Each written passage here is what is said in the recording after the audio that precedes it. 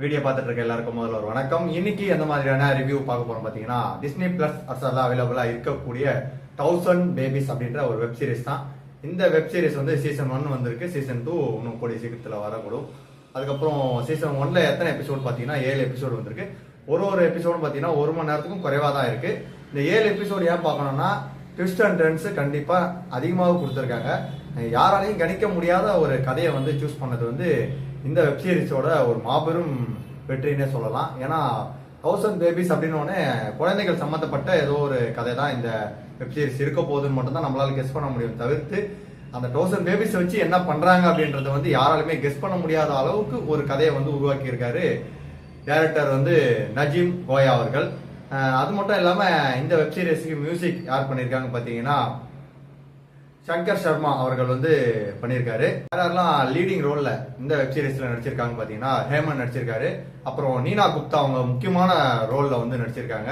அதுக்கப்புறம் சஞ்சு சிவராம் வந்து மெயினான ரோல் நடிச்சிருக்காரு. சஞ்சு சிவராம் என்ன ரோல் பாத்தீங்கன்னா, நான் அவள் இல்லை தமிழ் படம் பார்த்திருப்பீங்க. அதுல ஒரு இடத்துல ஒரு கெட்டப் போட்டு ஒன்னு பண்ணுவார்ல, அந்த மாதிரியான ஒரு விஷயத்த வந்து இந்த வெப் சீரிஸ்ல பண்ணியிருப்பாரு. ரேமன் வந்து ஒரு இன்வெஸ்டிகேஷன் ஆபீசரா வந்து இந்த வெப் சீரிஸ்ல கலக்குன்னு கலக்கியிருக்காரு. அதுக்கப்புறம் நீனா குப்தாவோட ரோல் ரொம்ப பிரம்மாண்டமான ஒரு ரோல்.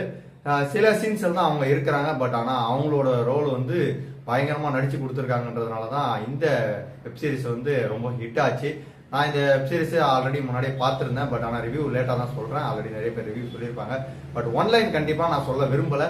ஏன்னா அந்த ஒன்லைன் வந்து ரொம்ப இம்பாக்ட் கொடுக்கக்கூடிய அளவுக்கு ஒரு பயங்கரமான ஒரு ஒன்லைன் வந்து டைரக்டர் வந்து இந்த வெப் சீரிஸை வந்து ரெடி பண்ணியிருக்காரு.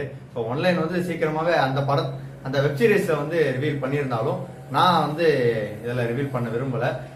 சிம்பிளா வேணா சொல்றேன். சின்ன இடத்துல இவர் இன்வெஸ்டிகேஷன் ஆபீசரா ரேமன் இருக்காரு. ஸோ அவர் ஒரு விஷயத்த இன்வெஸ்டிகேஷன் பண்றாரு. அந்த இடத்துல பாத்தீங்கன்னா சம்மந்தமே இல்லாம சில கொலைகள் நடக்குது. ஸோ அந்த கொலைகளும் இந்த இன்வெஸ்டிகேஷனுக்கும் வந்து ஒத்துமை ஏற்படுற மாதிரி அவர் ஃபீல் பண்றாரு. அதுக்கப்புறம் இதை சம்பந்தப்பட்ட இன்வெஸ்டிகேஷன் தேடுறாரு. ஆனா அதுக்கப்புறம் திடுக்கிடும் தகவல் எல்லாம் வருது. இந்த தகவல்கள்லாம் ஆல்ரெடி அவங்களுக்கு முன்னாடி இருந்த இன்வெஸ்டிகேஷன் ஆபீசருக்கு தெரிஞ்சிருந்தோம். இந்த தகவல்களை மூடி மறைக்க பாக்குறாங்க. ஏன் மூடி மறைக்கிறாங்க, எதுக்காக மூடி மறைக்கிறாங்க, அப்படி இந்த இன்வெஸ்டிகேஷன்ல என்னென்ன விஷயங்கள்லாம் அடங்கியிருக்கு, இப்ப நடக்கக்கூடிய கொலைகள் அதுக்கு என்னென்னலாம் விஷயம், இந்த இன்வெஸ்டிகேஷனுக்கும் இந்த கொலைகளுக்கும் என்னென்ன விஷயம் வந்து சம்மந்தப்பட்டிருக்கு அப்படின்றத வந்து சுவாரஸ்யமாகவும் ரொம்ப இன்ட்ரெஸ்டிங்காக எடுத்துட்டு போயிருக்காங்க. அது மட்டும் இல்லை, பார்ட் 1 முடிக்கல, பார்ட் 2 வந்து எடுக்கணும்னு இருக்காங்க. அதான் சீசன் 2 வந்து இன்னும் கூடிய சீக்கிரத்தில் வரும்னு நம்புறேன். ஏன்னா சீசன் 1 அவ்வளோ சூப்பராக அற்புதமாக முடிச்சிருக்காங்க. சீசன் 2ல வந்து யார் வில்லன் அப்படின்றது தெரியாத அளவுக்கு ஒரு போலீஸ் இன்வெஸ்டிகேஷனுக்கு வந்து பயங்கரமான ஒரு விஷயத்த பண்ணியிருக்காரு சீசன் 1ஓட எண்டில். 1ல வந்து ஆல்ரெடி இவர் தான் வில்லன் அப்படி தெரிஞ்சதுக்கு அப்புறம் அவரை நோக்கி போகக்கூடிய பயணங்கள் எல்லாமே ட்விஸ்டா இருக்கும். அதுக்கப்புறம் அவரோட கதாபாத்திரம் வேற இடத்துல நடக்கிறதுனால அது கதைகள்லாம் வெவ்வேறு விதமா எடுத்துட்டு போறது இன்னொரு விஷயம். அது மட்டும் இல்லாம இதுக்கு பேக் போனா இருக்கிறது மியூசிக் எந்தெந்த இடத்துல எப்படிலாம் கொடுக்கணுமோ அந்தந்த இடத்துல அப்படிலாம் கொடுத்துருக்காங்க.